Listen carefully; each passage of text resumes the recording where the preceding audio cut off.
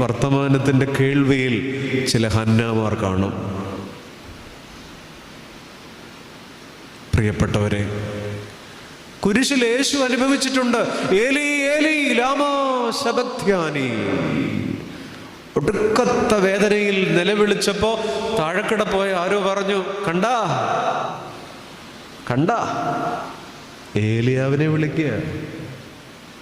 കുരിശിൽ യേശുവിൻ്റെ നിലവിളി പോലും തെറ്റിദ്ധരിക്കപ്പെട്ട ഇടമാണ്.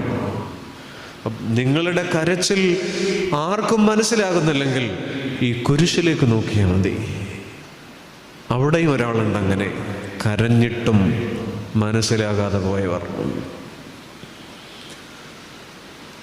നീ എന്തിനാണ് സങ്കടപ്പെടുന്നത് എന്ന അന്വേഷണത്തിൻ്റെ പേരാണ് ശരിക്കും ആർദ്രത. നമ്മുടെ വീടുകളിൽ അതില്ല.